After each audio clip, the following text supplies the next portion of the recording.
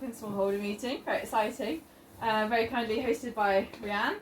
This is her lovely place, lovely setup, so we're very grateful for that. So the way it's going to run today, we've got a little bit of presentation, then we're going to go and have some hands-on with I promise you healthy sheep. So I'll do a bit of body condition scoring, we'll demonstrate some injection sites, some sheep tipping, things like that. Then we will have some food, and then we've just got a presentation to sort of get you thinking about your calendar and how things are going to run across the year, so it's sort of a guide as to where you go. There's a couple of things in your goodie bag, so for the purposes of this evening there is a blank calendar, you can write notes on if you wish. There's also a laminated body condition chart and a FMLH score, so when we go over and doing some practical things with the sheep, might be worth bringing those over with you just to have a look at. It's a bit of a reference guide. So whilst it's still light, we thought we'd start with the practical side of things. And one of the things we're going to be doing is looking at body condition scoring. So this is something we'd recommend you do as much as possible with your own sheep, so you build up a reference guide as to what your sheep are like. As we'll go over in the presentation later, at different points in the year, depending on when you're lambing, you should be aiming for a different body condition score. Now this is just a guide.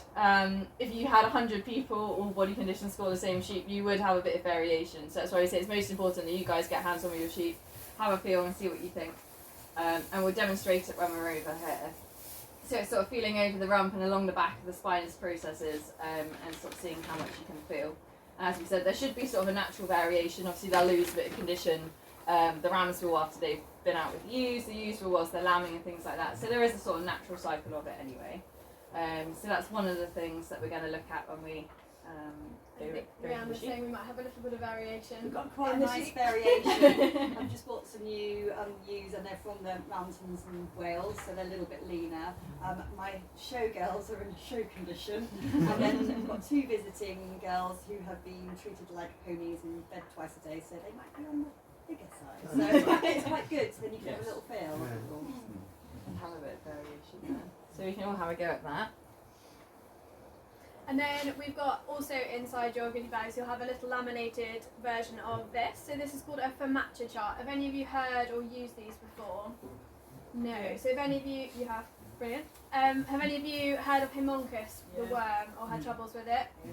So Haemonchus is a highly pathogenic, so it causes a lot of problems. It's a worm that sits in their intestines and one of their stomachs, and it attaches to the lining and basically sucks their blood.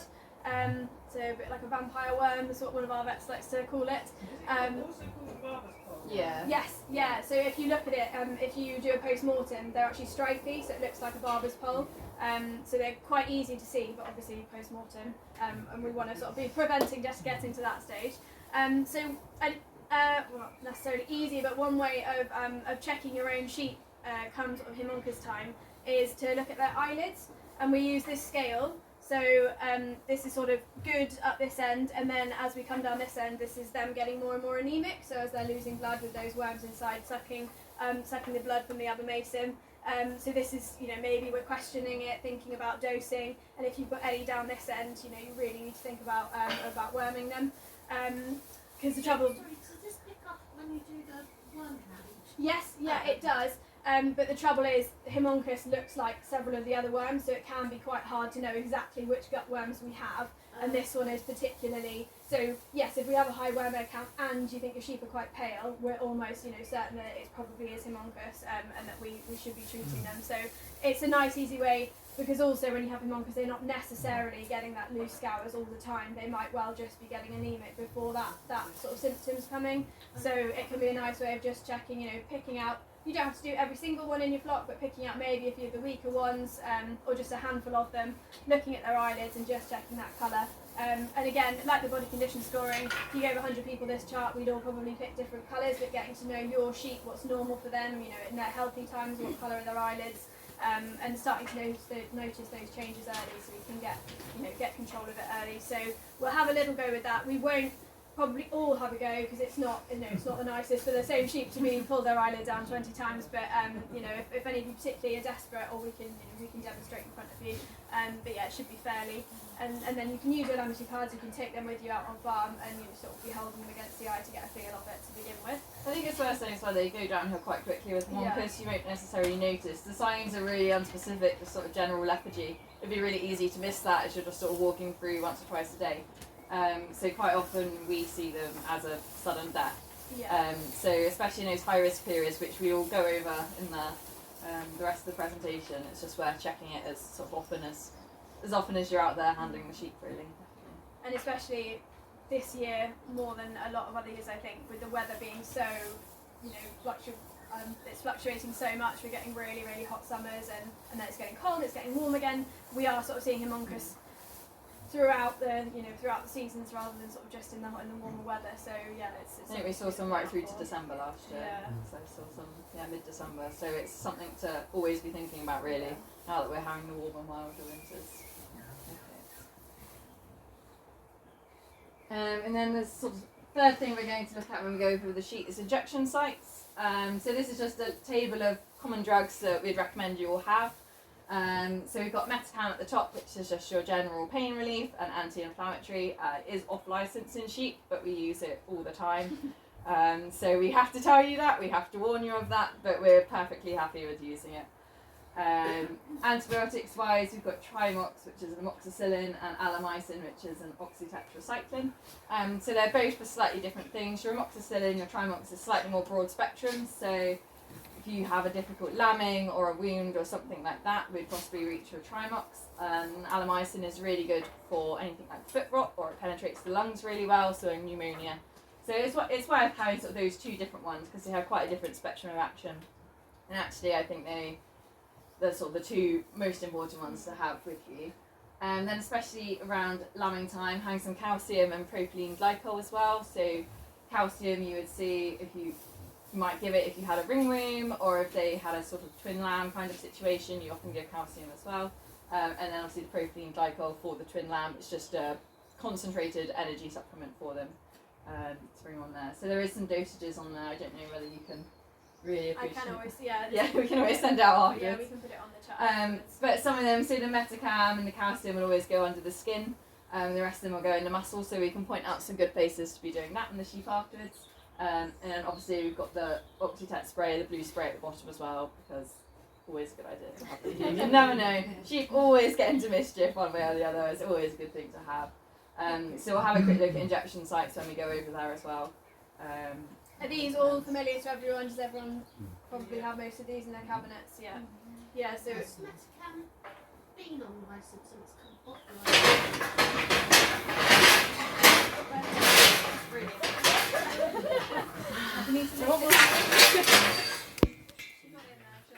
Metacam's never been licensed for sheep, to my knowledge. It is licensed in cattle, as well as small animals and horses as well. it's mainly in cases like this that they haven't put the time into the research rather than for any other reason. And the money into So getting the yeah, license. it's been used for years and we've never had a problem with it. Yeah. But so the dose rate is something that we've sort of done from experience rather than is literally Right. printed on the data sheet. So yeah, it's always worth sort of going over dose rates on that note as well. Just sort of checking that you are dosing to the right to the right dosage when you're using it. So Metacam is 1 ml per 20. So how much would you guys be giving your sheep sort of a dose at a time? How many mils do you think you'd be giving? Yeah, about 3 mils. Yeah, 3, 4. If you've got any really big Dorsets or anything, then potentially up that to 4. Certainly with the Rams, they might be more 80 kilos, 100 kilos even. And then these guys would obviously be a lot smaller. They sort of 30, 40 kilos. Not even that. Not even that, less. 25 to 30. Yeah, so yeah, even less for them. So a mil and a half. And having some really tiny syringes for lambing time as well. Just obviously the dose rate for a lamb will be a fraction of that, so make sure you've got plenty of varying sizes so you're equipped for everything. And we can always give you syringes, needles when you can use them. Just ask for them and we'll put them up for you. If you've got cattle and use that for Metacam cattle, the sheep dose rate basically double the cattle dose rate.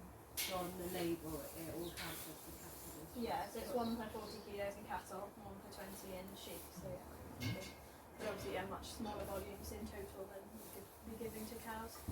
And then this you means the withhold as well, because it's off licence. The withhold has to be extended. Yes. So rather than 15 days meat withdrawal for cattle, it's 28 days because it's off licence. Yeah, so any sort of medicines off license, we prescribe them under the cascade is what it's called, but basically it means that it's our discretion as to what the withdrawals should be.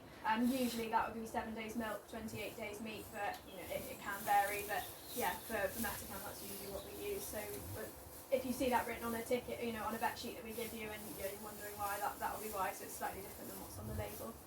And then both of your antibiotics, well, the Trimox and the Alamycin, or if any of you've got it recently, there's something called Tetracure, which is the same as Alamycin. They've run out of the rubber bungs, something to do with COVID, I don't know. But it's the same drug, just in a different bottle. Yeah, I'm still waiting, yeah, I'm going to keep that one. But yeah, handily both of them are about the same dose rate, so they're 1 ml per 10, so we're, you know, sort of double the volume that you'd be giving for Metacam, so about 6 ml for your average ewe, slightly less for these guys, slightly more for a ram. It's made more complicated. We have Alamycin 300 at the moment, Yeah. which is 1 for 15. But it will all, if you get it from us, it'll all be on a label and it's all explained on there. And if you're ever unsure, just give us a ring and we'll be more than happy to let you know. And Alamycin stings, doesn't it, when it's It does, infected, yeah. So you might jump a bit more. Yeah, and just give it a rub afterwards, give it Give help it 2 it sites go rather in. than one. Yeah, if you're giving a large amount, you know, if you're giving it to a ram or something, you're getting 8 mils, just 4 mils in 2 sites can be a bit nicer for them. They tend to do alright, don't they? But yeah, you know, giving them a bit of a rub afterwards. Never. Yes. With all of these, do you do syringes the same as you do for like a couple of syringes? Yeah, so yeah, we can dose you out like per syringe from the practice. Yeah. Because once broached, they probably all should be used within sort of 28 days. There's a little bit of variation. Yeah. So any of the really common ones, so certainly the Metacam, and I imagine the Alamycin and things, we can dispense per syringe from the practice if you give us a ring. Yeah, most of the stuff we carry in our cars, so we've obviously got it broached in our cars, so if you ever need a syringe of anything then... And glycol as well, we can do out in Yeah. 5 litre containers and things like that as well, should you need it. Yeah, it's more the sort of the terramycins and I think the calcium is the only thing we probably can't have to broach. give you the whole bottle, but then they're fairly cheap and helpful to us help around, and they probably last a bit longer than the other ones.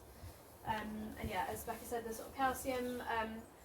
Again, we used to have Calciject, so this red one might be familiar to a lot of you. We've now got Calcibel, both pretty much the same, slightly different dose rates, but at the moment we've got Calcibel, which will be 30 mils per 50 kilos, so you know around 30-40 mils per ewe, and that can be under the skin, or you might see us giving it in the vein as a sort of emergency. And then yeah, the sort of oral, if everyone's, you know, if you want us to demonstrate sort of how to safely open your sheep's mouth and put a syringe in to syringe things down, then we can do that. And then yeah, obviously the topical one at the bottom, which might be helpful if we demonstrate then tipping. I don't know if you're all happy with tipping a sheep, whether you'd like us to sort of go over it. We can quickly sort of demonstrate with a few. They might be easy, these ones are nice and small and light. My Dorsets. There's some big ones at the back. I challenge you with one of them. Yeah, actually that's everything for this half. So we'll head over and we'll have a look. Rianne's going to go through some body conditions. The way you're feeling is, so if you imagine that the sheep is basically in half there, and then you're just going to go hand width apart back from there. So it's just behind, you can feel the hips there, so it's just in front there. If you all have a little feel, there's a few more sheep down here if you want to have a little feel. Down a bit. Down and maybe get more in. Yeah. The first one, so you're grabbing their nose, try not to put your fingers in their mouth, or don't sort of grab there and grab their jaw, because you can do some damage. So sort of over the top of their nose, put pressure back like that, and then pressure on the hip. You might have to do a bit of a downward to them like this one. And sort of push them into your hip and down. Or with this one, just pick up. Really embarrassing for me now. I know. Never worked with children And then you sort of try and sort of sit them back a bit between your legs, not so they can slip the whole way back, because you might get a kick where you don't want it. But so they're sort of gently set down. They do sort of chill out quite nicely here. And then you've got a good view of all their feet. And then when you're ready to let them go, just get them up like that. I'm going to do a small one next time.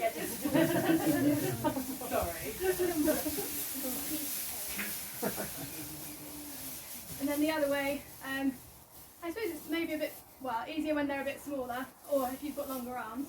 So we're still pushing their legs back, and then you go under, and you're grabbing the leg that's furthest away from you, and just sit them on the bums like that. Right. See, she was much better. She was started with the small ones. So yeah, I hope you can all appreciate it. So I'm putting my leg under, and my hand under, and grabbing the leg at the back, and pulling forward.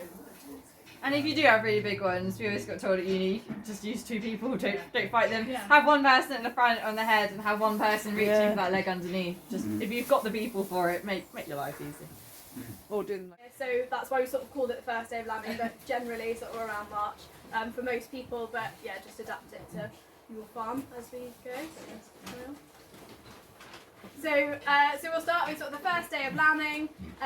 So things you need to be thinking about at this point. Obviously, it will be different for whether you're lambing indoors or outdoors. So how many you're doing, how tight your block is. But lambing essentials that everyone should need. We've got drugs that we went over in the last slide. Ropes, lube, and PPE. So get your gloves on. Even gowns. You've probably seen us in our big long gowns. They can be really useful for sort of those lambings when you're going to get a little bit more involved. We do suggest that you always wear gloves. I know a lot of, we've probably all been, guilty of it at some point, not wearing gloves, but it is really important, especially if you're going sheep to sheep. There are a lot of nasty bugs that can be spread through the placenta and aborted material, things like that. So it's just important to keep your hands clean, put gloves on, and especially if you're going in that far, you'd probably quite like gloves to cover that. And then ropes again can be quite useful. Lambing's a little bit easier than carving, but even so, they can do funny things. There's often 8 legs where you want 2, and heads in the wrong. Call you then. Exactly. But yeah, ropes can be quite helpful. It sometimes helps to have different colours, so you can put them on 2 different feet. And we do have a snare as well. I can always get them from my car if any of you haven't seen them. But a snare. Have any of you used them? A piece of wire. Have you got one around? So we usually use ropes for legs, and you can use a rope for the head, but it can be a bit easier to use something called a snare. So it's a bit of wire that we slip around the back of their heads and into their mouths, and it can just keep everything steady. So you might not have room to put your hand and pull them out. There might only be room for that head and those legs. So it can just be helpful to use as sort of an extension of your arm. But I can show you one if anyone's interested. So yeah, but thinking about your barn layout if you are indoors, so having individual pens. So once they have lambs, you can move them into individual pens, so they're mothering, the right lambs, and you can keep an eye on who's with what, who needs more attention. Potentially, if you've got, a triplet and you want to mother one onto a different ewe, so you can keep them nice and separate and together. And then again, pens based on scanning. So slightly before, if you've scanned and you've got singles and doubles, so you know what you're going in for. We do suggest always checking if you've had one out, put your hand in, always check there's another one, but it can be handy to know if you think you're going in to do lamb a triplet. Having some milk powder and colostrum ready at hand. Sometimes, for whatever reason, if the worst happens and the ewe dies for any reason, or she hasn't got milk, or you've got a triplet with no spare ewe to put her on, and you need to top them up, then having powdered sort of milk or colostrum can be really useful on hand. And biosecurity, so yeah, sort of foot dips between lambing pens, anything like that, any visitors coming onto the farm, so you're just trying not to spread bacteria between farms or between pens. Iodine the navels, again really important, so whenever you're having lambs, we need to be dipping those navels in iodine as soon as you can. So if you're intervening with a lambing literally straight away, or as soon as you see that lamb, that navel needs to be properly dipped with iodine. Cleaning out your bottles if you are bottle feeding any lambs. Trying not to bottle feed one, fill it out with bottle feed another. Just make sure you're at least disinfecting between them. And again, obviously changing beddings and pens. I'd sort of say a minimum between every, if you have got individual pens, between a new set coming in, they should always be cleaned out, disinfected, and new bedding put in. So yeah, as we sort of discussed, you've got a lot of disease risks around the time of lambing. So especially watery mouth. I know we're seeing less and less of it these days, but it's an entirely preventable disease. It's caused by E. coli, which is found a lot in poo. So basically, lambs are born minimal immune system. They're born into pooey conditions. and they pick it up straight away, and then 2-3 days later you've got a really sick lamb with that sort of dribbly, watery mouth, which is why we call it that. Quite difficult once they're at that stage to bring that back. So again, just not for E. coli, no, Heptibacter clostridial, but yeah, so there isn't any vaccines against it. So yeah, pardon? And Pasteurella, yeah. Yeah, so there used to be something called Spectam. I don't know if any of you remember, but it's illegal now. We can't. Yeah, we're not allowed to. As of about 3 months ago, we're not allowed to use that. So it was an antibiotic basically that you'd squirt into the lamb's mouth, but people were using it as a prevention rather than a treatment. So we're cutting back on that. So yeah, watery mouth, coxy, and then the more the U conditions, twin lamb, hypocalcemia, ring wound, that all should be thinking about at lambing. And data as well, keeping as much as you can, even if you've got small flocks. I know, Gareth, you've got some really good data that we did a bit of work on, didn't you? But even if you've only got a few, keeping track of which ones you're intervening with, how many they've had, birth weights, any problems, whether you've injected the ewes with antibiotics at the time of lambing, just if you're having problems later, it can be really helpful to go back and check. So even if you're just writing it in a diary. I've got a really good lambing sheet that I did on Excel that I will put on the main page. Yeah, no, that'd be great. Yeah, something easy it's got just everything, to tick boxes. It says about antibiotics and when you tag everything. Yeah, and then you're remembering to do everything. It's always good to refer back to. Exactly. Yeah. Compare. I know there's things like you put a hand in because the pelvis is quite smaller than the rest of them. That's always going to be a problem, isn't it? So just knowing those ones, so it helps you guide those kind of decisions out of your out of your flock. And then some things will repeat year on year on year. So like vaginal prolapses and things like that. That's going to keep happening. So yes, it will happen before lambing. You're going to keep them in your flock until they've lambed. But keeping tabs, making sure you know which one it was, so that when you come around to picking out which ones you're keeping and things like that, which ones you've got. Next one. Can I just say a couple of things kind of based on that? So the iodine of the navels. So some people like to spray and some people like to dip. Yeah. I found that actually dipping works a lot better than. And in case you haven't seen these are what I use for dipping my iodine. So this is a milking teat trap, and it's just really good because you put it up to what you need, and then you need to chuck away the rest. It just keeps it all tidy rather than otherwise you just get hiding all over yourself. Yeah, I think a lot of times you're picking up lambs endlessly and you're spraying them, and actually you might have sprayed between their legs or not quite in the right place, and it might not have gone inside. But actually, when you've got that, you're literally putting the navel inside that cup at the top. It's very hard to miss. Yeah, exactly. And I've also another couple of things that I have in my lambing kit. I've got it's all a bit old. Throws that away from there. It's kind of like lamb kickstart. That's brilliant stuff. Yeah, it's such great stuff to have in your kit. Any lambs that are a little bit kind of slow, I always give them. It's just glucose and electrolytes, isn't it? All it is, yeah. But it just always have it ready and primed before your first lamb. There's nothing worse than having you like it's not working. Is that alongside the other stuff you were talking about? Because Spectam is not kind of around anymore. There's a lot of people. I'm sure the vets here will probably say, "Oh, it's just a placebo." I tend to use the Pro Vita, which is just a lamb response, which is basically just So you use those two together if you've got one that's a bit. Yeah, absolutely. So I give all of my lambs a pump of this, and I think it just kind of have. I don't even know what it is like a probiotic. Which isn't a bad, it's not a bad so thing. much better than giving antibiotics. Absolutely. Absolutely. And I tend to give it to any lambs that either got scales or any of my orphan lambs that got scales. I kind of give that to them as well. So those are just a couple of extra little things. What is it, sorry? It's called Pro Vita Lamb Response. Alright, okay. And warming as well. If you've got any of those lambs that you're sort of thinking about doing those to get a heat lamp. They're very cheap. You can hang them down and put the lambs under it. It's really important to keep them warm, especially if they're not drinking the warm milk from mum. And they're off on their own and maybe still wet, even if they've just been born. Having a heat lamp somewhere on farm that you can put them under is really useful. So moving on from then, 3 to 6 weeks post lambing, so round about April, not for everyone I know, but assuming a March lambing date. So it's around this time for lambing indoors you might be thinking about turning them out. And with that's sort of one of your chances when you've got them all together to get everything done before you're going to release them and have to save yourself from running around after them. So this is when you think about heptavacking or alternatives. We had a lot of issues with heptavac, as I'm sure you're all aware. And at the end of this as well, I have painstakingly made a table of what everyone may or may not have used this year and what you can use next year, according to any replacements that you might have used this year. So hopefully that is helpful. So it says hit back from 3 weeks.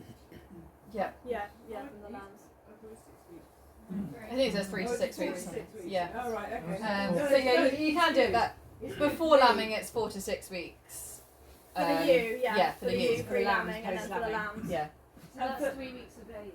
Yeah. That's Yeah. the lambs you can, and then you repeat it 4 to 6 weeks later. Oh, I thought it was 4 to 6 weeks, then 4 to 6 weeks. No. Okay, No, well, I it's do it wrong. You can get in there quicker. No, it's good because I got 2 breeds lambing at different times, so actually you Yeah. can stretch the second lot to the first lot. Yeah, Yeah. exactly. Yeah. So yeah, from 3 weeks of age for that one, and as we said, you'd need to do the second dose to give them the full immunity, and then it's annual boosting after that. We are limited in the size bottles it comes in, so it might be an issue if you've got smaller flocks, but as much as possible on the WhatsApp group we can try and share them. Once it's broached it can only be, it's 10 hours, isn't it? 12 hours. So it's a bit logistically difficult, but that's something we can try and facilitate in the WhatsApp chat if all goes to plan. And then sort of as you're thinking about tanning them out, really considering how you're going to be managing the worm risk. So lambs are more at risk than ewes because they don't have any sort of resistance to anything. Depending on the scale of your farm and everything that's going on, you may know which pastures are higher risk or lower risk. So just having an understanding of where you've had issues the year before.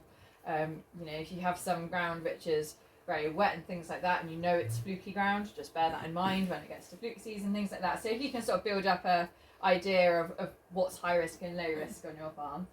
We can use parasite forecasts to sort of help us. So that's one of these on the other side, and it sort of tells us how high risk, low risk various different parasites are. And I suppose the first thing you're really thinking about for young lambs is probably Nematodaris or Coxy. So that'd be top of your list. And again, you're looking out for mucky buns, poor growth, and sometimes, unfortunately, sudden death. And so it's something we can do the worm egg counts for. In your bags there are little pots and some information about worm egg counting in there. It's something we can do at practice. It's in the smallholder membership. And it just gives you an idea of what status your flock's at and things like that, so you can just keep an eye on it and keep monitoring it. Again, it's a lot of work to keep doing it, but if you can just build up an idea of what's on your land and sort of when your high risks are, because it will vary a bit place to place as the map shows, and just sort of know how you're going to be managing that, and just making sure you know your lambs where they are more at risk, putting them on low burden pastures and things like that, so you just get an idea of managing it as sort of holistically as possible. And inside your bags as well, also courtesy of Norbrooke, there's a complete worm egg kit, so it's got a little pot and gloves and everything you need to bring us in a sample for us to do. And a booklet about different Yeah. wormers in there as well, Yeah. so it's quite helpful. But with that, if you bring in worm egg counts to us, any of the vets that report your results will be more than happy to help you give advice on which wormers to use. So all the different colour wormers for different things like that. So we're more than happy to help out with that should it needs be. With dung samples that we're sending in. Yeah. How many individual samples do you want? Do you want like 10% of the flock? Do you want 50%? So if you've got 20 lambs. So a good representative sample, I suppose. Yeah, I suppose it depends how many Yeah. the group is, but yeah, I'd say if you're going out to a field and you're try and get the sort of fresher ones as possible, but you're getting sort of 3, 4, 5 probably with your sizes, and as a pooled sample, unless you're sort of worried about one as an individual, as a pooled sample, that's We only, when we do the samples, we use 3 grams. So we pool it all together, we mix it all together so it's all in one, and then we'll take 3 grams of that. Right. So we don't need hundreds because there'll be a limit to how much you can actually fit into 3 grams. So from a good different couple of them, 10% or something like that would be good. Just so there's a variation in the flock. I don't know if Alice got anything to add on that. Yeah, no, I agree. I think Yeah. it's easy when we're doing the lab samples. It's easy if you keep them as separate samples and tell us that you want them pooled. Yeah. Yeah. And then we know that we've got a little bit from each. Yeah. When we get a glove with loads of it's hard to let you kind of mash it around and hope. I just massaging it all together for ages, just mixing it all together. So Yeah. I know some people Yeah. find it useful to use like an ice cube tray and then put each poo in each container and then send that whole thing into us, and then we can take a bit out of each before we mix it. So that can be Then you get your So lovely you don't dirty use- ice cream tray I'll back. do the glove, sorry. No, I mean, It's fine. I fine. massaged it a lot today when I ran the sample. Taking a bin bag of gloves. Yeah. But if, You should if- see the lab in the afternoons. It's just full of gloves everywhere. Loads of new but samples. there's no need to worry about pulling the sample. You don't have to pull the sample like I said. Yeah. That's the mistake I made early on. I just went and whoop, mountain of poo, boom, and it goes. I've mixed it all up. No, it completely. My readings were way out, like way out. So I always took it individually. Just go out, get your freshest ones. Like I would go out early in the morning as they get up, they poo, grab, just quietly walk around, or as they come in for penning. But individually grab them, and it is a small amount. And then keep them individual and send them in individually. Yeah. I do them. I just get 10. I was told to do 10 samples, but it was 10. I get 10 gloves. Yeah, Like yeah, one 10 on gloves each hand. is And fine. Yeah. but another trick to make them do, because you know when you're in the field they don't want to, is walk, not chase them, but walk behind them so they move, Yeah. and then stop, and then they walk on a bit, and then they'll stop, and then they'll start relaxing, and then they poo. There we go. And I found it works every time, but one on each hand, one there. Yeah, But 10 then- gloves is fine. It's and it's then just 10 gloves, or 5 gloves, It's or just whatever. maybe a lot to carry around. If you have an ice cube tray and some in each, it seems. I mean, if it comes in pooled, it's not an issue. Like the one you brought in earlier, we just mashed it all together. I did it, so I know. Mashed it all together, and then I took different bits from different places. So, like, we'll do as best as we can with the samples we've got. So don't stress over it massively. But ideally, it's a bit easier like that. So. Cool. What you don't want to do is just be taking from, especially when you're looking for coxie, you don't want to just be taking from lambs that are scouring. So for coxie, you quite want to get a representative sample, so from lambs that are scouring, but also lambs that appear normal, because the coxie eggs kind of shed.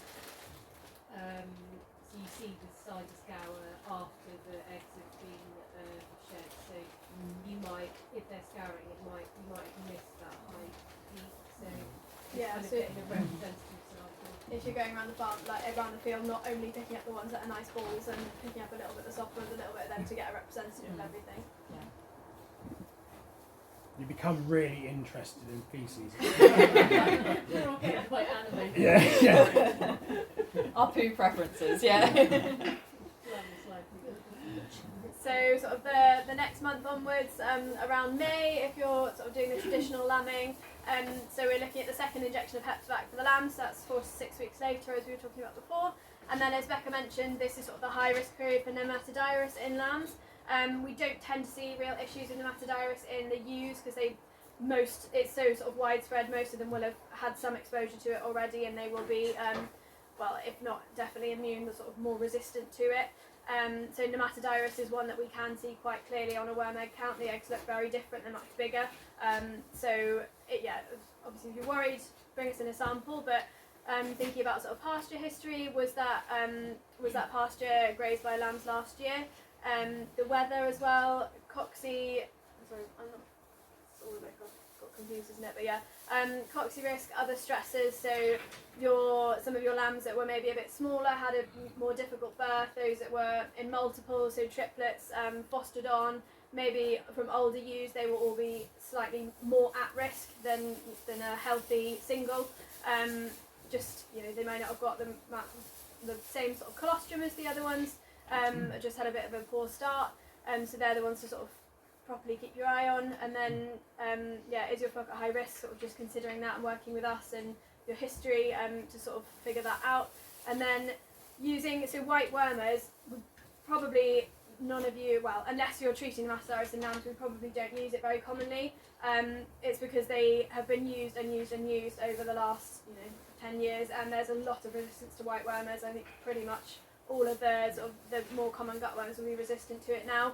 But the one thing that is really not resistant is nematodirus, which is great. So it's often one that we use in the lambs, and it is better, obviously, to use that before your risk period and sort of get in there as the nematodirus is starting, rather than let it take over.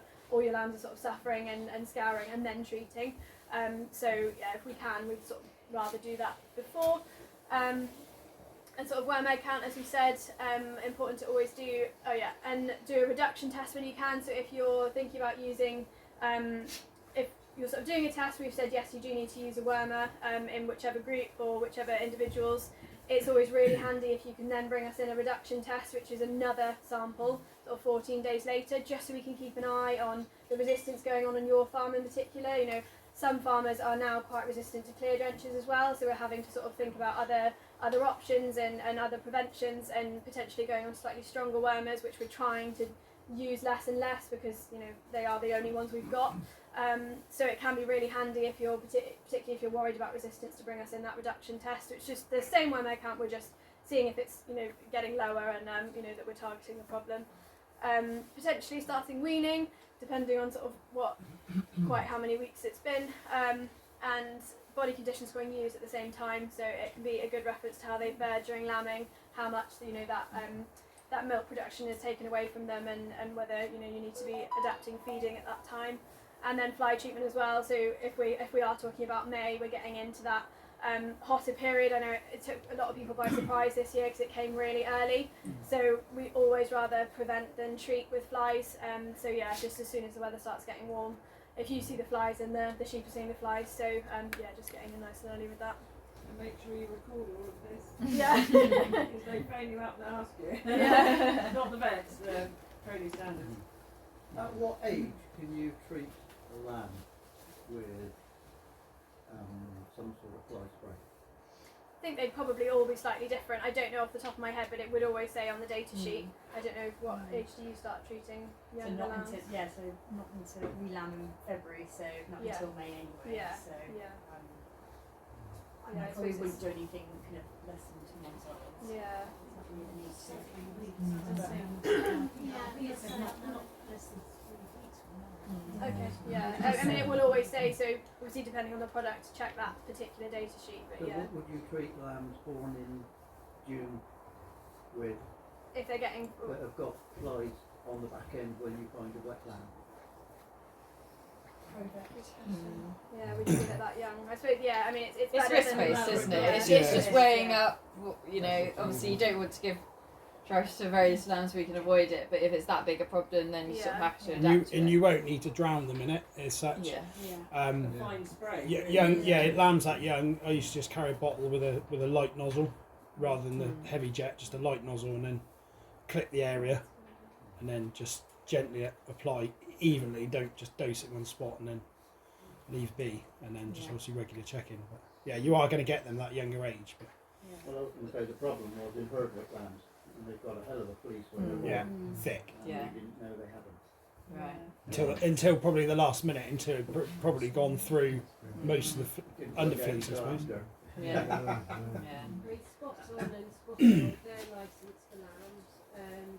It's not, I wouldn't advocate using it as a preventative, but as I think that's probably kind of safest to give as a treatment perhaps. But I wouldn't advocate, it doesn't have a very good preventative effect really. Yeah. So the ones you've got listed here, are by far better, but if you've got a really young lamb, I think you can put like just a couple of mils directly on it as a treatment. Yeah. I suppose it's all risk based, isn't it? Like you can't leave them untreated if they've literally got fly strike. So even if the bottles are saying slightly older, it's a risk base of whether you're going to lose that lamb without treatment, versus the risk of treating them that young. I tend to use Crovet first, so probably in May I use Crovet because that's when the ticks are more kind of Yeah. prominent and you're less likely really to be worried about low flies, and then I click, and that lasts for the whole summer.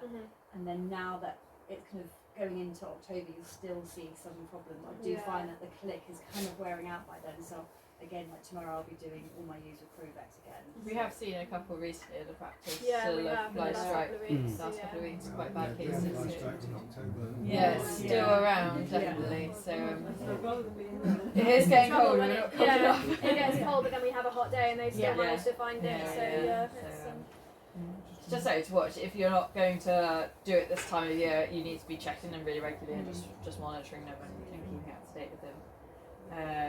So where are we up to? 3 months post lambing. So obviously depending on your flock, what you've got, you might be starting to think about shearing, or you might be waiting a bit later. Again, weaning them, checking the body condition scores that you use. So the summer period is your time to build up that body condition score again before they're going to go to the tap. And obviously the sort of more gradual you can put the weight back on them, the better. You don't want to be giving them loads and loads of feed right at the end of August. So thinking about that all really early. And again, we're still high risk at this time of year for the sort of nematodirus especially. and sort of coming into more of the period for the roundworms as well. The sort of gut roundworms. So sheep are vulnerable to these as well, but sort of lambs are going to be even more so. So that's something to be thinking about. Definitely there. Going on to 4 months post lambing. So again, pretty much the same over the summer really. It's just a lot of monitoring, making sure your lambs are growing. It's always a good start. So if you can be weighing them, if you've got a weigh bridge anywhere, that's always really helpful just to monitor your growth rates. It's another good thing to help indicate whether or not you are meeting your daily live weight gains. And then it can be another sign that you've got poor thrift and that they perhaps have got worms that you haven't noticed. It's not always feasible. So again, it's just monitoring them as much as possible. This is Lucy checking the mucus membranes like we were doing before, looking at the FMLH scoring of the lamb there as well. And then lambing sort of 5 months, so we're getting into sort of, August time, so late summer. So you might be thinking about lamb sales, depending on whether you're selling store lambs, fat lambs, whether you're keeping them for next year. Fly repellent still, as we discussed, sort of still in the forefront. Worm egg counts as every month, sort of throughout the summer. You might be thinking about buying replacement ewes in, and potentially at this time, if you've had any lambing issues, sort of back in the sort of March times, it might be worth considering mineral testing.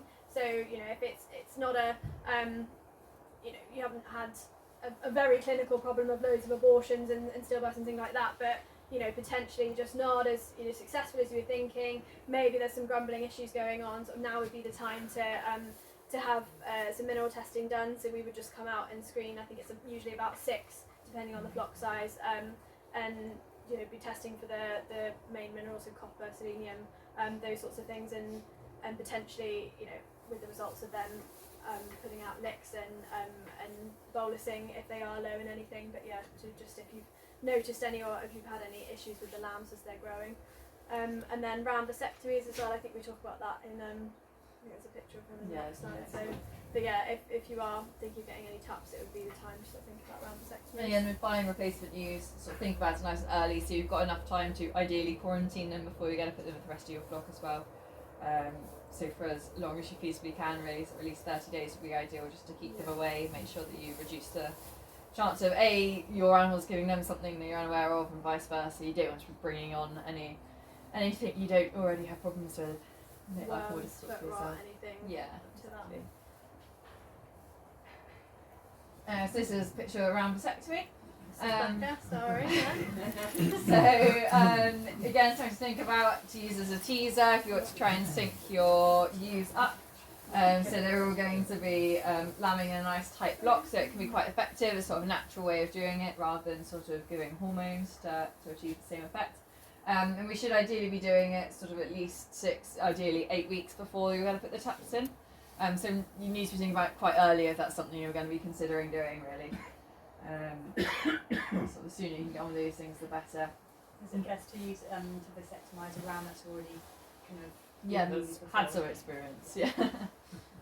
Just so you know that everything's working, really. And again, this is your opportunity to get ewes in the best body condition score, and you can flush them on new pasture. Just make sure that they're still eating properly and they're growing well at this point. If we need to be vitamin and mineral drenching off the back of the testing, this is when we can be doing that. And we can be vaccinating for Toxo and EA at this point, although Toxovax isn't available at the moment, I'm afraid. Not a great problem. And we're starting to come into the risk period for liver fluke, so that sort of damper weather, damper ground, that's when we sort of start to see that in the autumn. And this is when you'd also be thinking about doing your pre-tapping checks for your rams, which Rhiann's going to speak about a little bit. Yeah. Go for it. Yeah. Take the floor. Thank you. So I'll talk about pre-tapping checks with rams and your ewes. So I did this for these lots here 2 weeks ago, just to make sure that everything was fine. So we'll talk about the ewes first. And what I tend to think about is the 3 T's. I don't know if any of you know what the 3 T's are. So Wowie, do you know what one of them is? One of them, testicles. Oh, you? Yeah. It would be very good if he doesn't have testicles. She's got it on her mind. Yeah. Anyone else know what another T would be? Teeth, yeah, and then the toes is the last one, yeah, absolutely. So yeah. What was the first one? So teeth Ah, and toes. So yeah, and then for the ram, it's testicles instead of the teeth, obviously. So yeah, I'll go through all of my ewes. I mean, there's no point in showing you on these girls because they're all shearlings. They've all got nice mouths anyway. So I tend to look at my kind of older ewes and see if they've got any broken mouths. If they're really broken mouth, then I would kind of think, do I really want to be breeding from her? I mean, mine get very mollycoddled, as you can see anyway, but these are more kind of for bigger farmers. They probably wouldn't want to be using kind of on bigger broken mouthed ewes, especially up in the mountains, because they just won't do, and they won't do very well for their lambs. And by the end of the day, they'll probably need to take the lambs off the ewes anyway. So teeth's a massive thing. With rams, teeth's quite a good thing to look at if they're overshot or undershot. So if you're buying a new ram, make sure that you check that mouth of that ram, or you're hiring a ram, just because otherwise they will not get the condition on that they need to. If they're kind of parrot mouth, they will not be able to digest the food quite as well, and they won't have the condition that they need. So that's about teeth. So teats, obviously, with ewes, these ones here again, they've all got lovely teats because they have never had lambs before. But if you've got older ewes, you want to be having a good feel of them. What I tend to like to do, if you've only got a few, is actually just tip them over and have a look, have a good kind of feel if there are any that are slightly lumpy that you might have missed, that did have mastitis, but you might have missed that because maybe it was at the end of lambing, or maybe it's even once you wean the lambs, you might notice, oh gosh, that's a bit lumpy. I don't want to risk it with her this year, or at least then you know, then you think, well, maybe I'll bottle feed one of them, take one of them off, so you know exactly what we're dealing with there. Some of the older ewes can have really saggy boobies, and that's just not kind of good for the lambs, really. You know, they're going to struggle hard to get. Yeah. You want to be putting a bra on your sheep, do you? People have. Oh, people have. Yeah. In my presentation like this, I do actually have a photo of a ewe with a bra on. It's quite hilarious, but it's just not practical. It really isn't. So you need to be thinking about maybe retiring that lovely old lady. And then talking about the rams instead of the teats, we're looking at the testicles. So if you're buying in a ram or you're hiring a ram, you want to be making sure that those testicles are not hot, that they're even. We did hire a ram last year, and he fired blanks, didn't he, Alex? Sorry. No, I'm not saying sorry. It's not my fault. No, but you scanned them empty. We're like, and he went back to the owner, and they got a ram fertility test, and it ended up being that he actually had a temperature, and that so he was luckily the ewes that we put him onto, we haven't got any more, or did they give it to her as well? So we need to be having a look at the size of the testicles. Obviously, rams are going to have smaller testicles than older rams. Rule of thumb that you kind of like looking at, where we always got told at vet school, is that bulls need to have each testicle needs to be the size of a beer can, and with rams they need to be the size of a Coke can, so slightly smaller. All breeds are very much different as well. Our Ryland rams have very much more well endowed than the Black Lodge mountain rams. Needing the bra as well then. Yeah, absolutely. But that's purely because the mountain breeds, they need to be having them close to their bodies so that they're not going to freeze off. So looking at kind of having a good feel of those testicles, making sure that they're not lumpy and bumpy as well. And then the final thing is toes. So I don't like to manhandle my ewes very much once they've gone in with the tup. I don't want to be turning them over all the time and reduce that kind of stress with the ewes, even though mine don't get too stressed. So I do like to give them a little bit of a trim. I don't tend to trim unless I need to with my sheep. If there's one lane, then I will turn it over and have a look. But by doing it before they go in with the ram, just giving them a little manicure, at least I know that I probably won't have to kind of intervene kind of in that interim period, really. And sometimes also if I know it's been a kind of a wet summer, which it hasn't been this year, I tend to put them through a foot bath as well, just so that I know that they're going to be sound on their feet as they go into the kind of the tupping season. Then once they're through the race, I also, so I know that I'm a bit copper deficient in my flock. Really easy to tell in my flock because they're black and they tend to get kind of copper kind of circles around their eyes. Their hair tends to get a little bit copper, so I minimal drench all of my ewes and my rams pre-tupping. I also do it kind of pre-weaning as well for my lambs and my ewes. So I use it's called Welsh Farm Supplies trace elements, a little dig there. And that's because it's got copper in it as well, and you need a tiny little bit, and my sheep have never looked so good since kind of using that product. And it's a kind of case of like you pay for what you get. You know, you can just buy any old cheap trace element, and you know it might be out of date. Kind of, they don't last long, trace elements either. So to make sure you give it a good old swish around and a good old shake, because you need to make sure that they're all kind of working well. So they all get a trace element before they come in. Just a quick word on that. Sheep are really vulnerable to copper toxicity, so you need to make sure it is a sheep product, not a cattle product, because you don't want to go too far in the opposite direction. Had a problem, obviously. Yeah. So you have to make sure that you know that, and kind of historically, hill breeds do tend to have a kind of a problem with copper as well. So I only use that on a basis that I know that I've got a problem.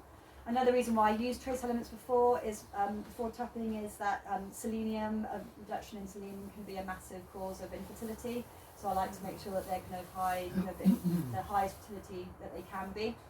And then when I'm putting them through as well, I will kind of just body condition score them all, just to make sure that they're all, you know, that's a good way of saying, are these ewes fit for purpose, really?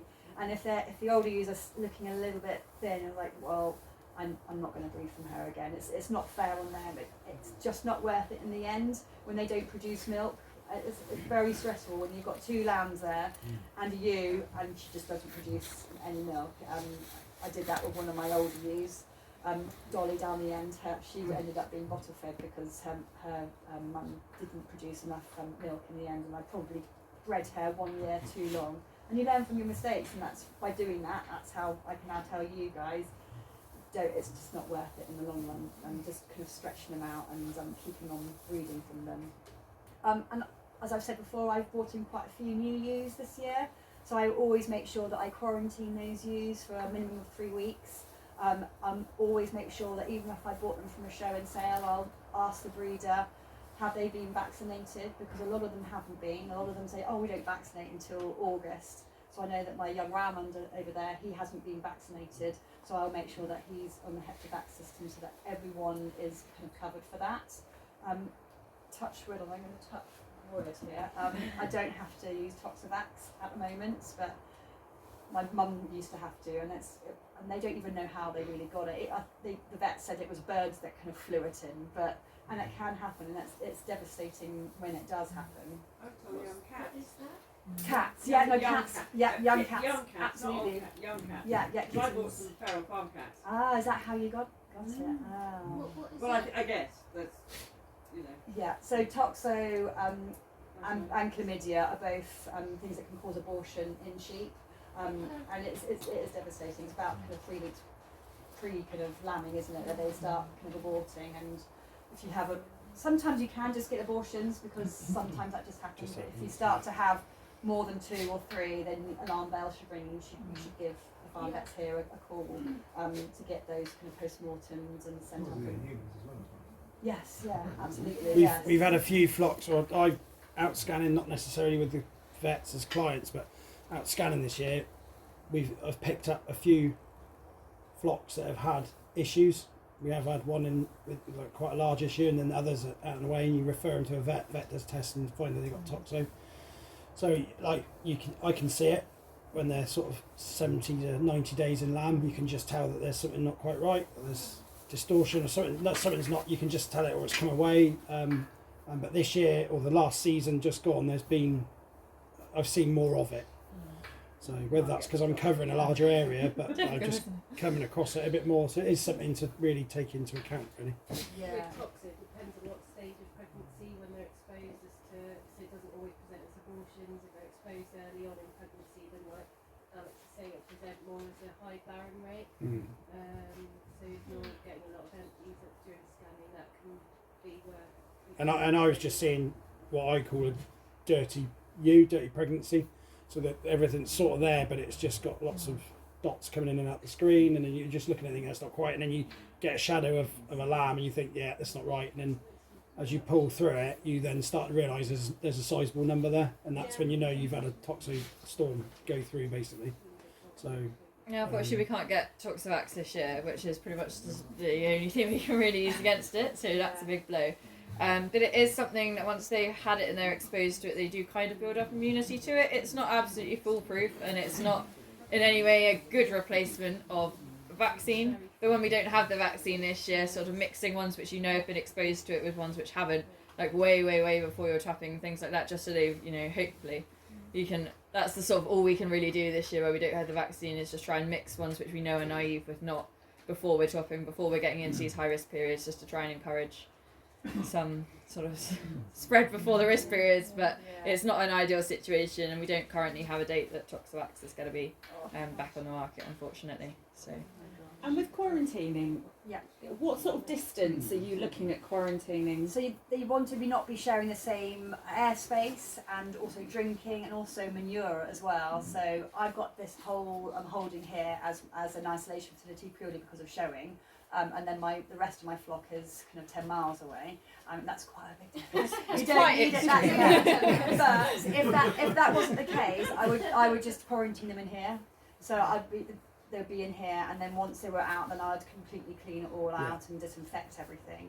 And also I do use one of the novel wormers whenever I quarantine anything, so I use Zolvix.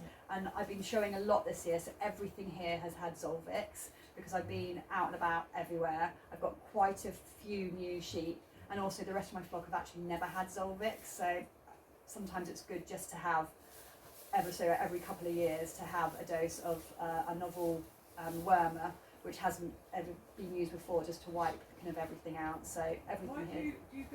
would you get more worms because you show? If they've been staying away somewhere, then yes. So there was one show that we went to where they were on ground that had been previously grazed by sheep. If you think about getting the Shaftesbury showground, that's grazed by sheep.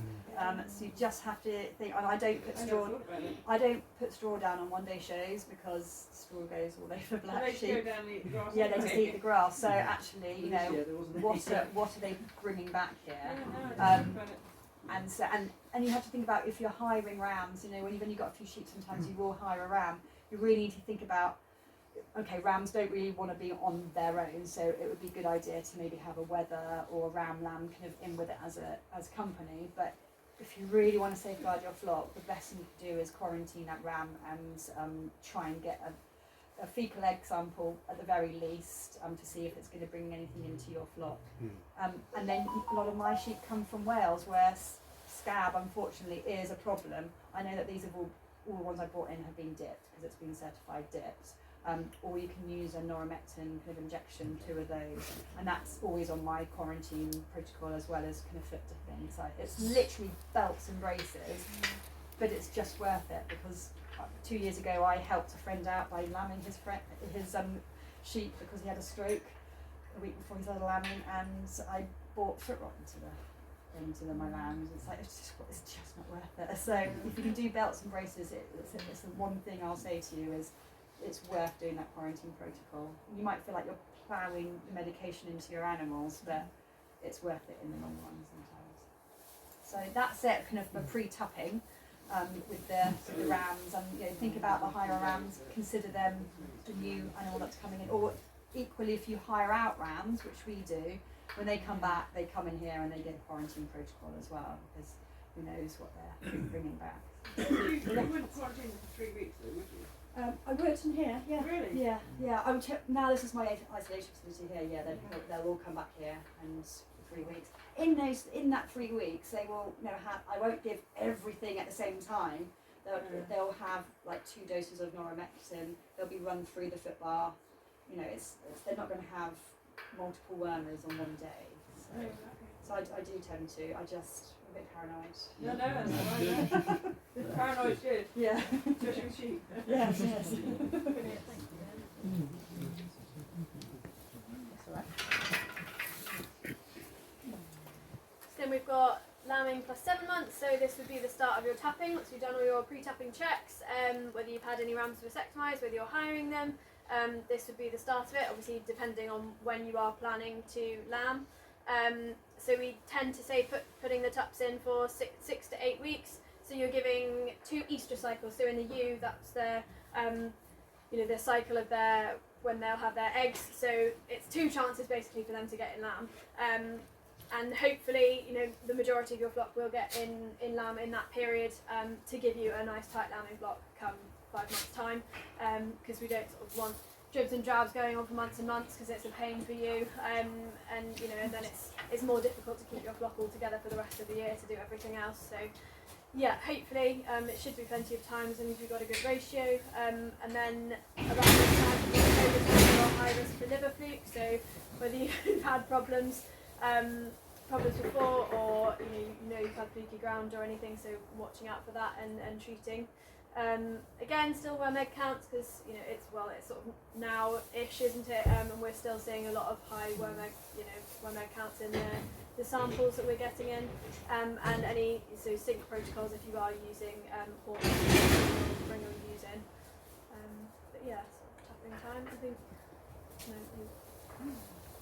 So pretty much the same going through autumn.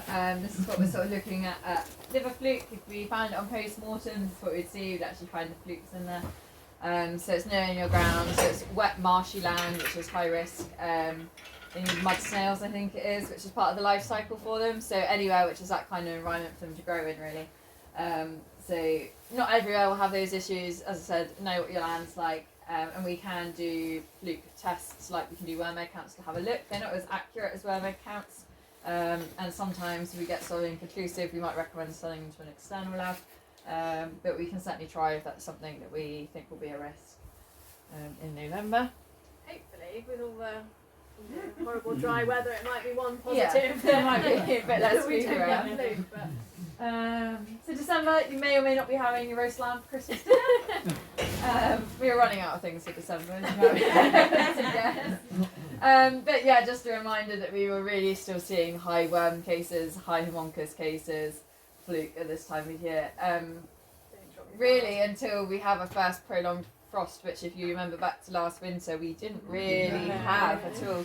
We had the odd frosty day. I think I scraped the van off 4 or 5 times. So until we had that sort of prolonged frost, sort of getting into the deep into the ground and killing off eggs and things like that, it is still a risk. It's still out there.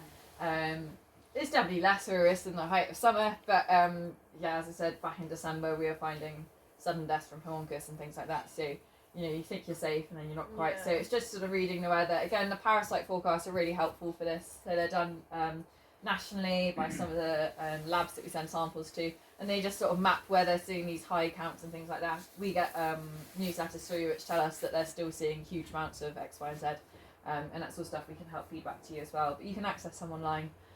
So if you're sort of looking at some mucky sheep and you're thinking, well, it's December, it shouldn't really be that time. If you have a look at the forecast and we're still seeing high levels, definitely consider it. Again, it's another chance to check feet and make sure that your sheep are sound, sort of coming in towards the lambing period. As Rian said, you want to avoid sort of tipping them all over at this point. It'd be better to get done earlier, but it's a good chance now. You're still a couple of months away from lambing.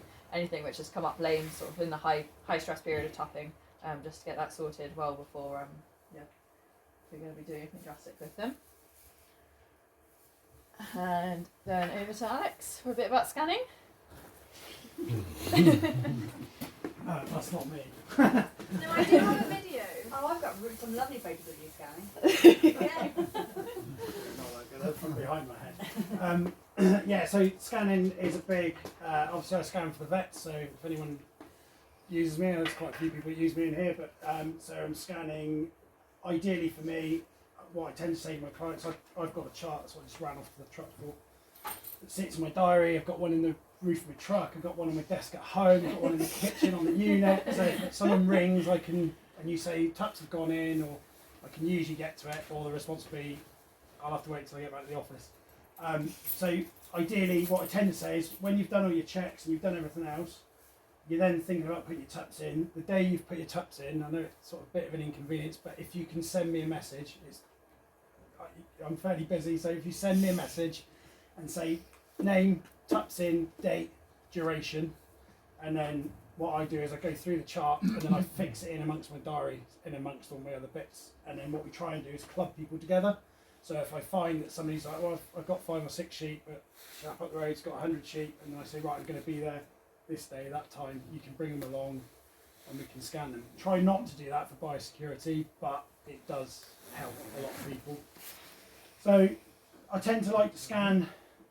Many ewes are different. Hill ewes, tend to only carry singles or twins, so we can scan those getting into the later sort of 90 days.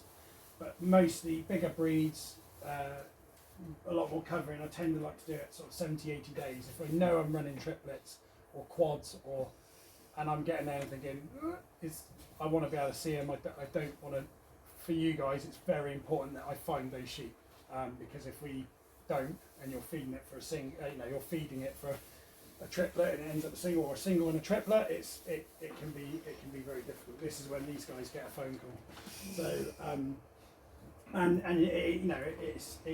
it's made easy by that. So it's quite a simple thing. I do it for one sheep, I do it for one reindeer with Alice. I've done, it's something we put value to. It does give a lot of feedback. Like Rhiannon said, sadly found that one of the hiring tups had not served the ewes, or not served them, but probably not done the job he should have done. And also by doing that this year, I've had quite a few flocks that haven't got in lamb, had problems with tups, and actually it's been at the point where I say, well, actually, the minute I leave, if you want to put your tup back in, have another go, and all of those have come back in. So scanning does give you that picture. Like I said, what we do it now, we're coming into 7, nearly 8 seasons. So, it's a real value. It actually probably isn't the most expensive thing in the world when you think about if you're finding empty ewes in this day and age, and the last 2 years especially, barren prices have been so high, and I know people don't like sending sheep on, but it's if you're able to know that your sheep are in or out of lamb, and be able to manage your flock in that way, and put your focus into those other ewes, it does pay dividends. It helps dramatically. Singles, twins, as you say, on the thing of the feeding, split them up. Even if you've got 10 sheep, if you've got 5 twins and 5 singles, you don't want to give the singles and food is rising, and space is getting tighter, and infection and everything else, and it's one of those things that I put real value to. Like I said, there's I think it's John Garthwaite, that chap there. Like he's mainly a northern flock, so that guy there will scan. What was he at last year? Probably about 180,000 sheep, I suppose. So those guys are going into the heights of Scotland, Highlands. He's doing 2,500 a day, and the problem is a lot of guys like yourself weren't able to get your sheep scanned because you phone a chap and they're like, well, I can't do it. Well, with the vets, we do that. That's part of the service. So. I came in 2 of ours, and when Will first had them, they were dressed up in Christmas outfits. Yeah, I knew I forgot something. You were down at the house, and we brought them down on the halter, and they had little antlers on. They had antlers, they had Christmas jumpers on, I had biscuits as well, and I was like, this is made. So, it's a service from small to large flocks, and highly recommend it. And again, if you're lambing earlier, it just gives you that second chance at putting a tup back in, or having time to manage your situation. Change your tup, hire in another tup, have time if you're quarantined to hire that tup in, or use that are issue, changing them out. So, and for me, really, what we ask for scanning is obviously the dates. Like I said, I try to get there as accurately as I can, and it's 7 days a week. It doesn't make a difference. When we're in season, we're scanning all through, and as long as the ewes are empty, that's a big want. I get a lot of people that tell me they're 70 days, I'll turn up, they'll be 100, 110 days, and they'll be just come off of thick, lush grass, and you can't really see a thing. So I have gone back and re-scanned sheep, the whole flock, and I will do it. There's no point in paying for that service and then not having the accurate result. So and just feeding off on that, we occasionally get queries about vets scanning sheep and goats whilst they're there doing something else with our scanners we have for cows. I would always recommend having Alex. When Alex casually says so that he hard. can tell when a sheep has toxo, it's actually because he's done 7 years of it. Yeah. Brilliant.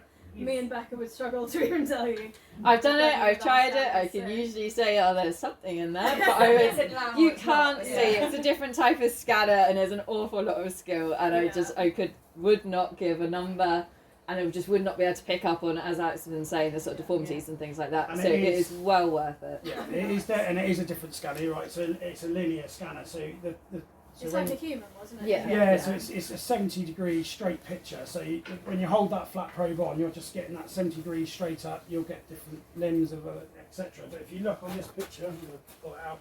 If you look on there, there's an arch, semicircle arch, and that is the probe. So because he's old school, he's actually looking at that screen backwards to make it more difficult for himself. He's reading it backwards.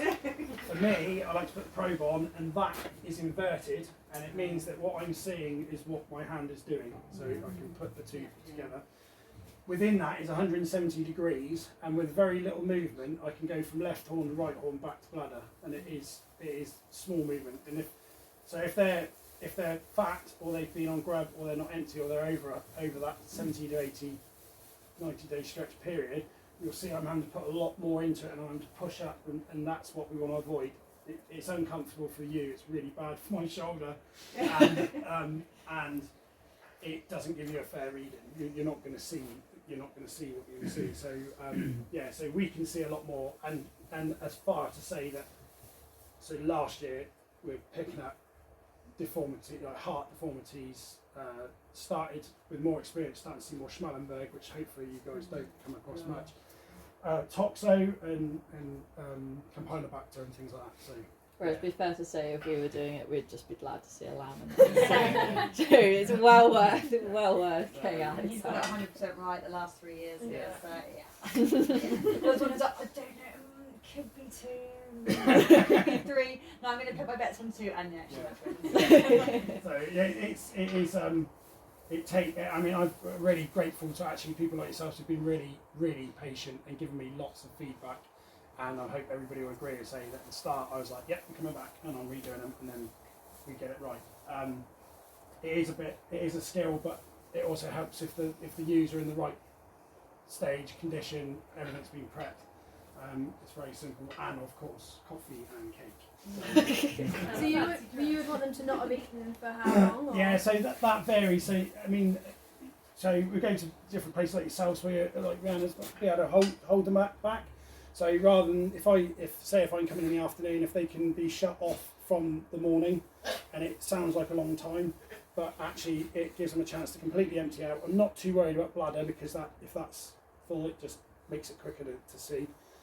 But it gives them a good time to clean out, and it also makes them come in the crate a bit quicker and easier, and it settles them down. So it can be the difference between me taking 10 seconds to scan a ewe and me taking 45 seconds to scan a ewe, and it just, you don't want them in there very long. You want them going through. 10 minutes, 45 minutes. Bigger flocks, I'd ask. So bigger flocks where we're going into like 3, 4, 500, 1,000, 1,500. We'd have them off the night before. So if I'm getting there at 7:30 in the morning, they'll be off food from mid-afternoon the day before, held tight, no grub. So just water. So and if they're not able to do that on a field where the grass has been grazed or nailed, or on a handling yard, and those are the ones that flow a lot easier. And also, for you guys, the sheep coming better, it's less time on the ground, and the sheep less stressful sheep. So it does vary. I get some places where they're not empty, and it does make things difficult. And I can't emphasise how much it does change the picture.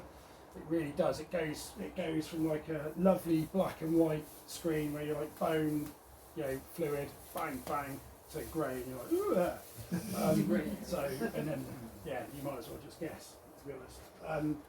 So yeah, empty period is very good. If you're able to bring them in or shut them out and then hold them off grub. I mean, if it's really desperate, and a lot of you guys are probably working in the day, and if I'm coming in the afternoon, I'd usually say, well, if you're able to get them in at lunchtime or a pop wacky lunch break, or if you're coming in the afternoon, I sometimes squeeze my scanning to be a bit later. So I'll say, right, actually I'll come at 6, 7 o'clock if it's a handful. And I'd have done a round earlier in the day, and I'd be doing it on my way home. And it means that you're able to get the sheep in. 2 or 3 hours is usually enough. A little trick is just get them in, just give them a quick run around, and then just like in the pen, just walk around them, and then, as we said earlier, walk away, settle down. They all actually start to empty out, and then leave them for an hour or two, and then that's usually enough. So, but a really handy tool, and everyone that's been using it, especially the smaller flocks, are starting to. It's an invaluable tool really to find those empty ones, or if you've had a rig running through your flock, which we've had a bit this year, or next door's tup's got in and you've not realised, or things like that. So, but yeah, I have to admit, I scanned quite a few years, but there were 2 years when I didn't scan, and it was the most horrific lambing. Because I didn't know. I know you're not 100% because you're human. Accurate on the. I mean, you know, we've had a couple, not with you, but. And your sheep are huge. It's huge. Yeah. You know, it's like you know, somebody said they said it was a single, but actually she had twins. You know, these things happen. But with the 2 years that I didn't scan, it was terrifying. Yeah. And also, you keep going in. Yeah, which you don't want to be. And you don't want to do that. You don't want to be doing that. So, you know, and that's the other thing. Like looking at it from the other way, if you are scanning and you said it's a twin, and then you get a single come out, get those phone calls. Well, actually, that does tend to happen. There is those stresses. You do tend to sometimes lose lambs, and then sometimes with your triplets, I might see a lamb that is considerably smaller than the other two, and I will flag it up and actually give that an extra mark and just say keep an eye on it. Yeah. Go near the back of the bum, or you did that for us last yeah. time. So we do. I try and give as much information as I can. Any late or percentage that are coming in later, or second cycle, third cycle, or yeah. So makes a difference. But your sheep are huge. One of yours nearly didn't go in my crate. They struggle to get out of your crate. The riders struggle, don't they? Yeah. So, and if anybody hasn't seen them before, well, I have got the crate in the back of the truck if you want to go and have a look and see how it works. But it's a simple setup. Mine's not quite as flash as that, and this is all pneumatic. He doesn't actually spray anything. It's quite posh. The sheep come in, they're restrained from the back, and it's just a head yoke that holds. We don't hold their neck in place. They come in, come back through the gate, and they're just sort of stood. You scan up on the right, up on the inside of in the leg there. So you've got a little bit. When you turn the ewes over by the teeth, you've got a little bit of skin. That's where the probe is going on. A little bit of contact, and that image comes up straight away. And then left horn through, right horn out, job done. And then the sheep are just released. And I have had people that do stuff. But if you want to do some vaccinations or anything like that, with you guys, I don't tend to worry about it too much. If I know about it ahead, then I know what I'm booking. So if you've got other stuff you want to do at the same time, you've got a little bit of help. That doesn't actually put me off too much as long as I know in advance. So, but yeah, it's really simple. It bolts onto the end of a handling system. Everything is cleaned and done with farm and disinfected.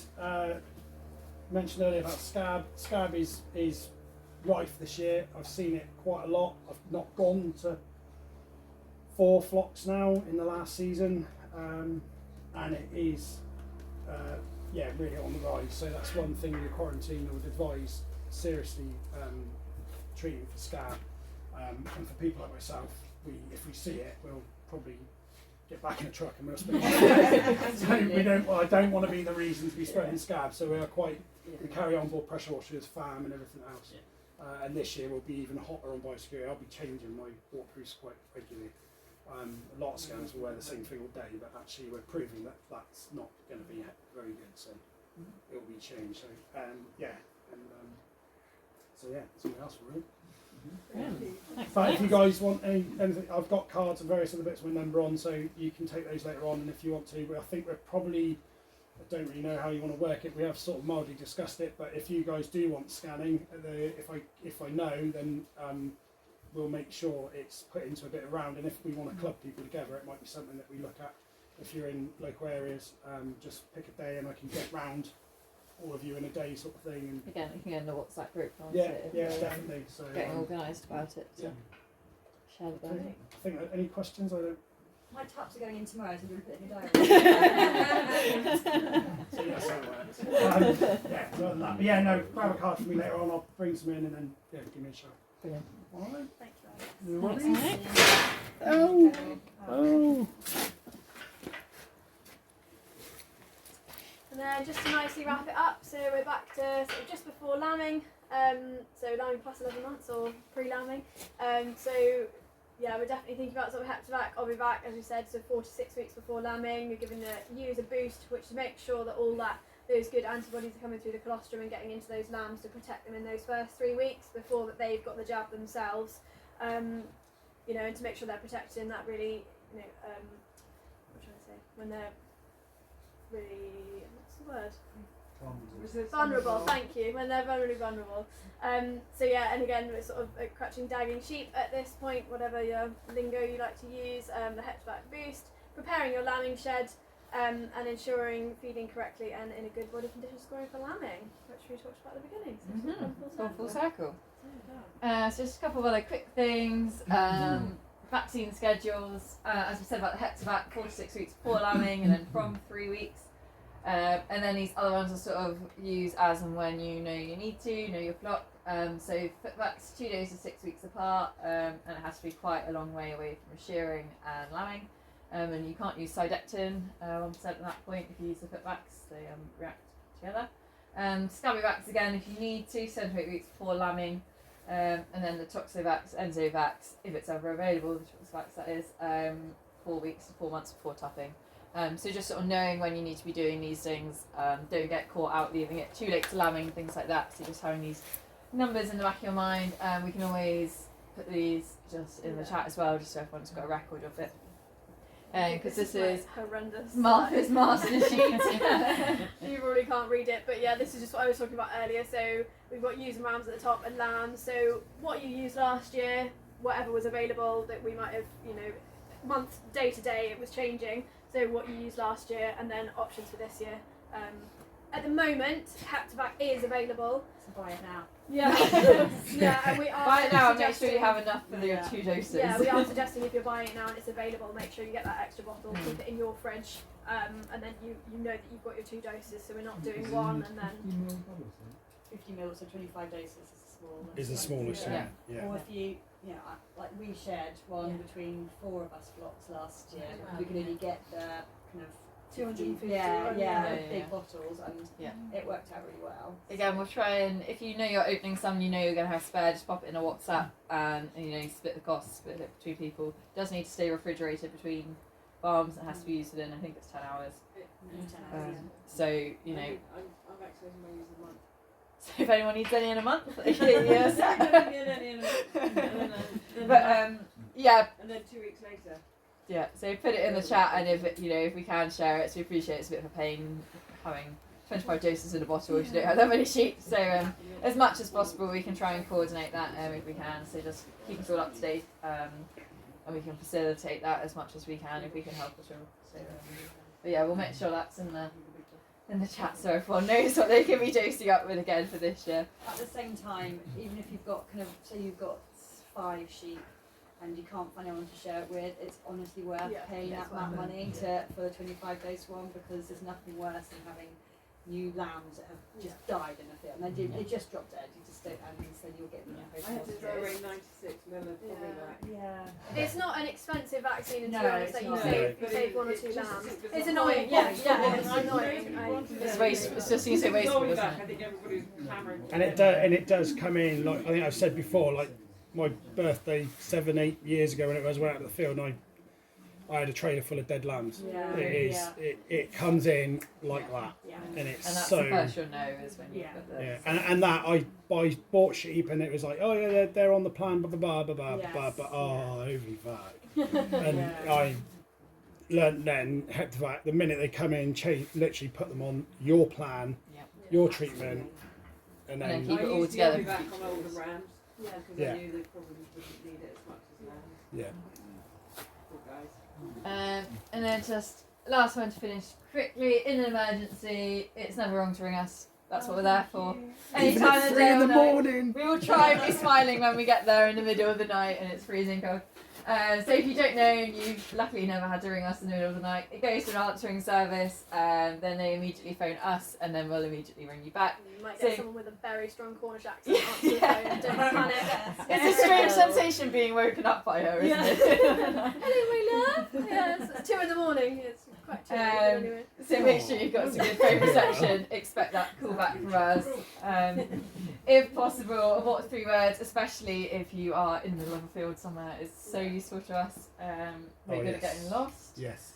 But very briefly, if it's bleeding, put pressure on it. That's the main thing. That's just that'll keep it going till we can get there. Anywhere with good light is a bonus. A water supply is a bonus, especially if it's warm. Ideally, somewhere where you can restrain it. And then if you have any drugs that you want used because you've got expiry dates coming up, make sure you've got them to hand as well. We'll always have ours, but if you want us to use yours, then that's fine as well. But when we're on our way, we'll give you a ring, and any other questions or queries at that point, fire them down the phone to us. We'll probably be awake by that point, and we can probably answer. But that's what we're there for. If you need us, if you feel out of your depth, even if it's just phone calls for advice in the middle of the night, that's fine. We're more than happy to give advice and not have to get out of bed. So please do ring if you have any queries. We're all more than happy to help. And then that's the end of the presentation, really. It's just a bit of info about the membership, which I know quite a few of you signed up to as well, about going forward. And probably our next meeting will be on chicken. Me and Becca might take a step back for this one, and we'll get some experts in. But yeah, we hope that's been useful for today, just sort of going over everything, a bit of an overview. Any questions at all? What's BPS stand for? Veterinary Poultry. No, basically it's wormers, anything like that you could buy from somewhere like Old Valley, but we would part dispense them, all those kind of ones. Prescription, So that's the basically, one. you get 10% off them if you Okay. are part of the membership scheme. Yeah. And it's useful to get them off us if you've got small, you're only doing one or two. Yeah, because we putting syringes can up. Yeah, dose you. definitely. So Could we have the tables? yes, we'll put them in the WhatsApp if that's easiest. See that one with the stuff about Yes, yeah, definitely. Yeah, so anyone that's not in it that wants to be in the WhatsApp. Perfect. We'll take your details at the end, and we'll just add you into it. It's just a phone number.